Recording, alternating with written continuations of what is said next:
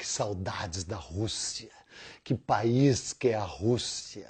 O lugar onde Napoleão naufragou, o lugar onde os nazistas caíram, o lugar onde Neymar rolou.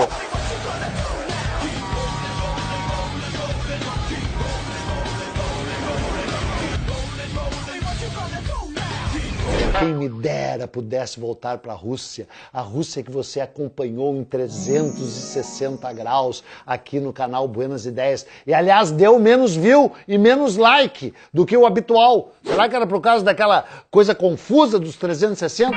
Então vamos agora fazer em 180 graus só a Rússia. Eu prometi que eu ia falar sobre os efeitos, as influências do Kremlin e do comunismo no Brasil. E é isso que faremos a partir de agora, cara. Vem comigo. Criancinhas, criancinhas, venha comer criancinhas com o Partido Comunistinho.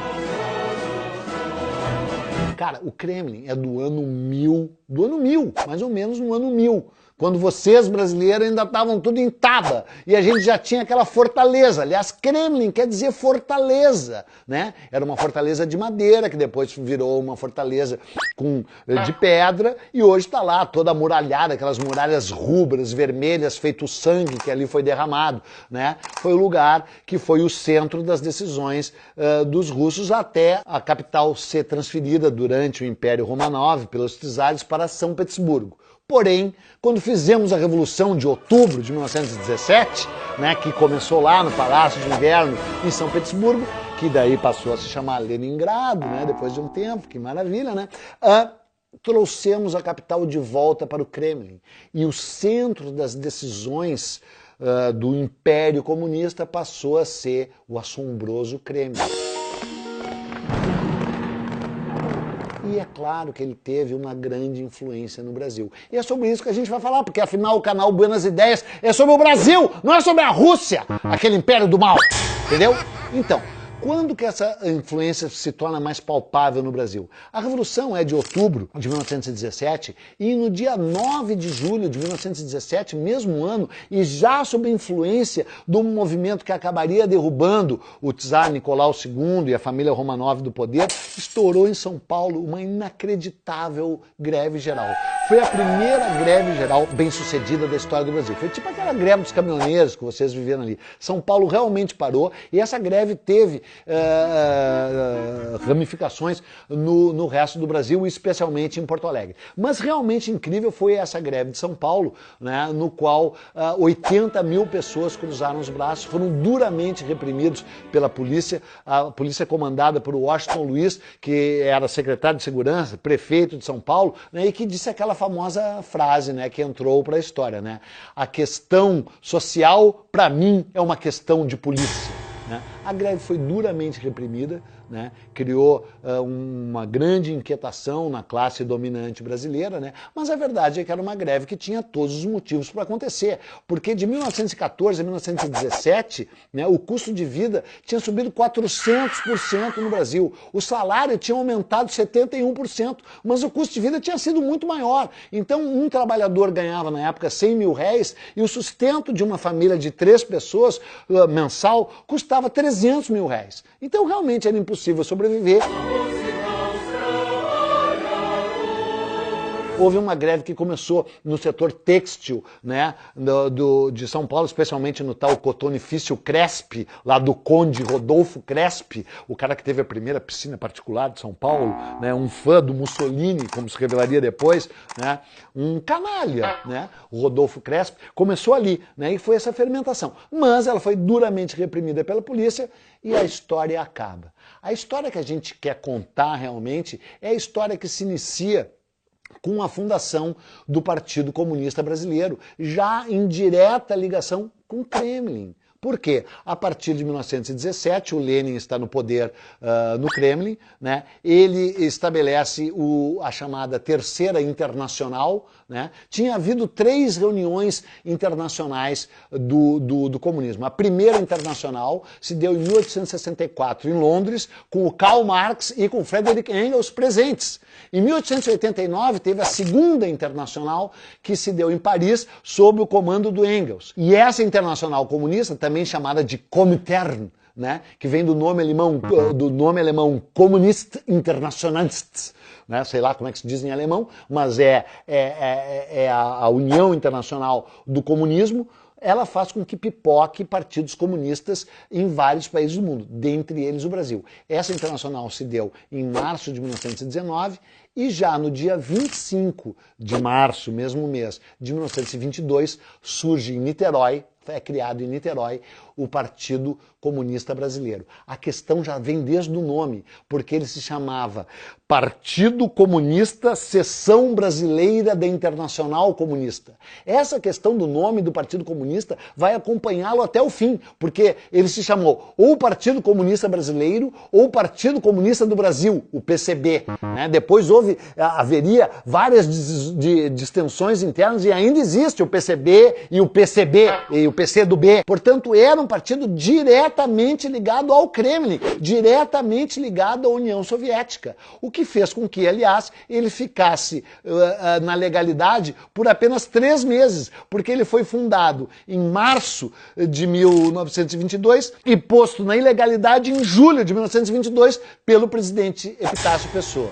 Ele fica ilegal até 1927, ele volta a entrar na legalidade em 1927, ele concorre nas eleições de 1930 com um candidato próprio à presidência, o fabuloso Minervino de Oliveira, só lendo o nome do cara aqui, né? Porque Minervino de Oliveira, vou te contar, né? Evidentemente faz pouquíssimos votos, né? O próprio Getúlio Vargas perde com a sua aliança liberal a Revolução de 30, a Revolução não, as eleições se dão logo no início de 1930, mas a posse do presidente eleito Júlio Prestes se daria só em novembro de 1930. Então, os revolucionários golpistas têm todo o ano de 30 para ir tramando essa Revolução de 30. E os comunistas se recusam a participar dessa reunião. Inclusive o Oswaldo Aranha, talvez você saiba a história, leva dinheiro e armas para o Luiz Carlos Prestes, que viria a ser o grande nome do Partido Comunista no Brasil, que estava exilado na Argentina. O Prestes recebe as armas, recebe o dinheiro e não adere à revolução. Porque diz, isso é uma revolução burguesa. O Brasil vai mudar para continuar igual. É uma revolução que está sendo feita para tirar o poder das massas que tem que se revoltar, para acabar com a sociedade de classes, para instaurar um regime comunista no Brasil. Então não participa da Revolução de 30 dada pelo Getúlio. Né? Então o partido é de novo jogado na ilegalidade. Né? O Getúlio Vargas dá o golpe ou faz a Revolução de 30. E aí se inicia, você já viu tudo isso aqui, não vai cair no Enem, com aquele brilhantismo característico e com essa fluência extraordinária que só eu consigo narrar. E aí se inicia o movimento de 1933 da Constituinte. E nessa Constituinte, em 1933, o Partido Comunista não tem o seu registro aprovado pelo TSE, pelo Tribunal Superior Eleitoral, justamente por ser considerado um partido internacionalista. Não era um partido brasileiro, era um partido internacional. E todas essas articulações vinham, de fato, lá do Kremlin, entendeu? Kremlin, onde já estava no poder o homem de aço, Stalin, porque em 1922 tinha morrido o Lenin.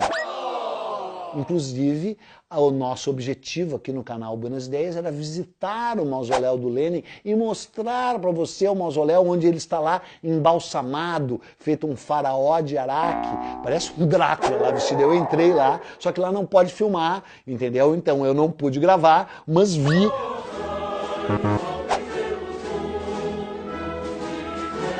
Ele parece o Darth Vader, assim, o Lenin, né? O meu velho ídolo de adolescência, ídolo do Marcelo Madureira, você sabe, ídolo de tanta gente que vê esse canal, tá ali. E ele me fez lembrar o quê? Me fez lembrar o mentor do Getúlio Vargas. Quem foi o mentor político do Getúlio Vargas? Você sabe, foi o Júlio de Castilhos. E o Júlio de Castilhos era positivista. Ele seguia uma doutrina criada pelo filósofo francês Auguste Comte. E o Comte era um grande criador de lemas, né? Ele criou um lema, por exemplo, chamado a ordem por base, o amor por princípio, a ordem por base e o progresso por fim. que tremula até hoje amputado na bandeira do Brasil, né? Não teve lugar para o amor, ficou só a ordem e o progresso. É um lema positivista do Augusto Conte, porque a República foi um movimento positivista em 1889. A República tem muito a ver com o Júlio de Castilhos, o grande caudilho gaúcho, que é o cara que inspirou o Getúlio Vargas.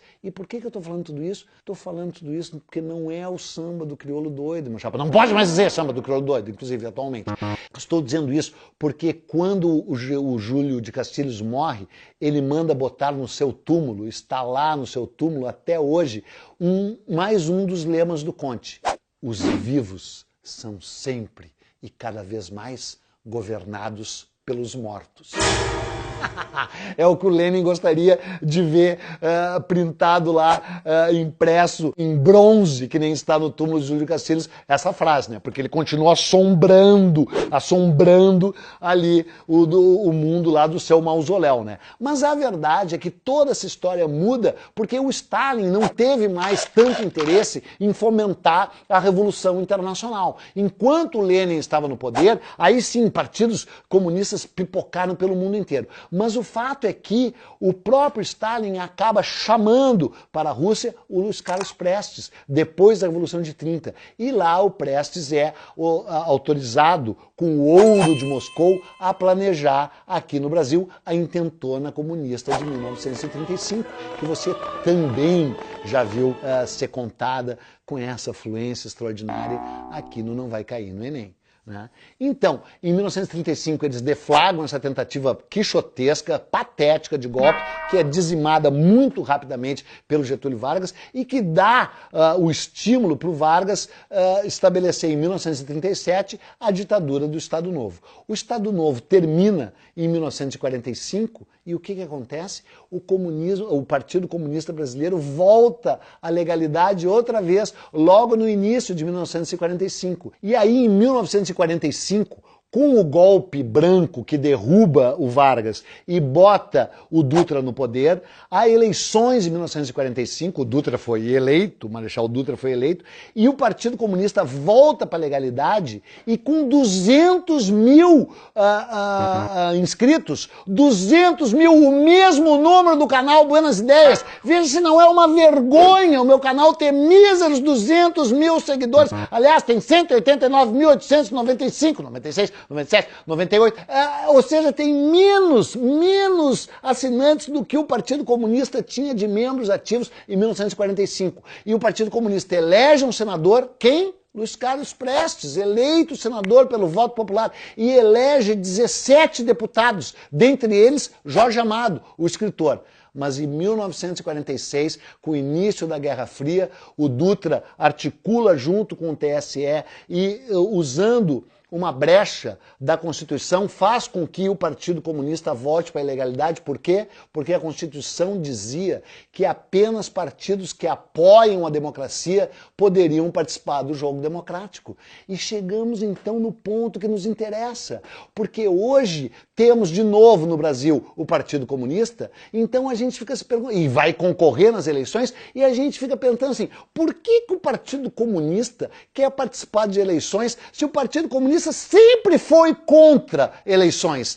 sempre foi contra a democracia? Né? Só que daí é o seguinte, aqueles que são contra o Partido Comunista, alguns idiotas, inclusive, que participam aqui, que querem dar palpite no canal Buenas Ideias, e são a favor da intervenção militar, são de direita, não sei o quê, ficam me enchendo o saco, que na esquerda também fica me enchendo o saco.